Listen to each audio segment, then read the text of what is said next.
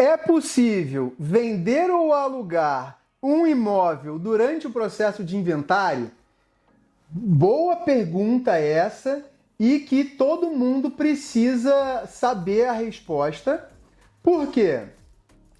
Não estamos falando aqui só de imóveis, tá? Eu estou falando também, e aquele gado que ficou lá, como é que eu vou fazer? Então, assim, primeira coisa, no inventário, os herdeiros, e especialmente o inventariante, a figura do inventariante, é responsável por administrar os bens do espólio até a finalização do inventário.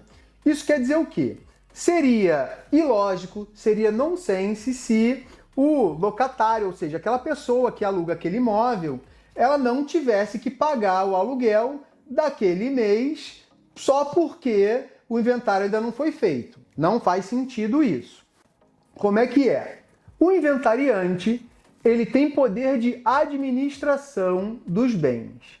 Poder de administração, ele é igual, no caso da locação, a receber os aluguéis, verificar se o imóvel está sendo bem cuidado, ter o relacionamento com o locatário e prestar contas aos demais herdeiros sobre esses valores recebidos na sua atividade de inventariante.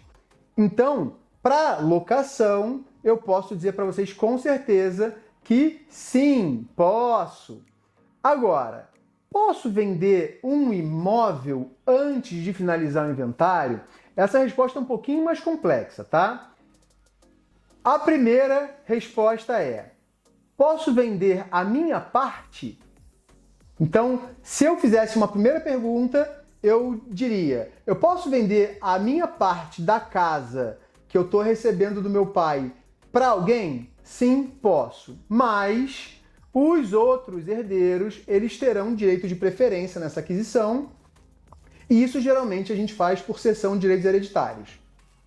Então vamos supor que eu vá receber, mas eu não quero ficar com esse imóvel, seja porque eu quero vender, seja que eu quero dar para um irmão meu que precisa mais, eu posso sim fazer uma cessão de direitos hereditários, tá? Que é como se fosse uma compra e venda, como se fosse uma doação, que acontecem no curso do inventário, tá? Enquanto o inventário está acontecendo, isso pode acontecer, pois bem, eu posso sim vender. Agora, eu não vou vender 100% do imóvel, porque para isso eu preciso. Vamos supor que o pai tenha 20 imóveis e eu quero vender um.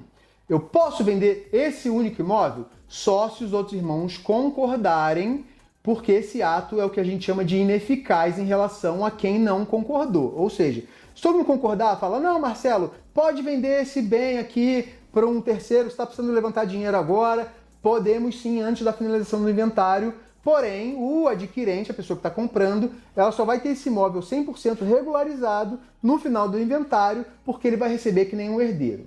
Mas eu posso vender um quinhão, ou seja, a minha parte, posso vender uma parte da parte que eu tenho que receber, posso vender um imóvel específico, se eu tiver a concordância dos outros herdeiros, ou seja, eu sempre brinco que no inventário, né, e nos atos notariais, no tabelionato de notas, é a vontade das partes que possibilitam fazer negócio ou não. Então, se quiser, pode. Existe uma outra situação, que é quando os herdeiros precisam levantar valores para pagar os custos de inventário.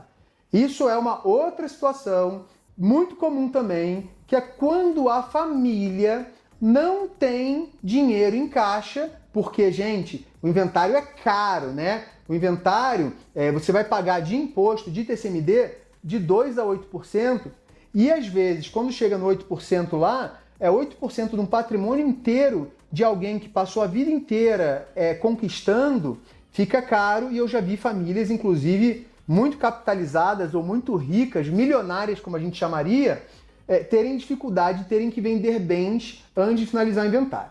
No judicial, pode vender se tiver um alvará judicial, ou seja, se o juiz autorizar a venda desse bem para pagar impostos, custas processuais, etc.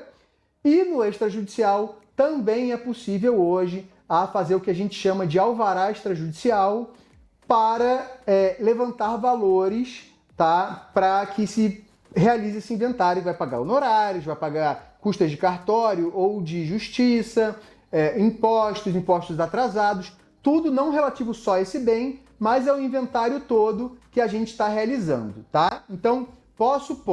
Qual é a diferença dessa venda aqui para aquela que eu falei da cessão dos direitos hereditários?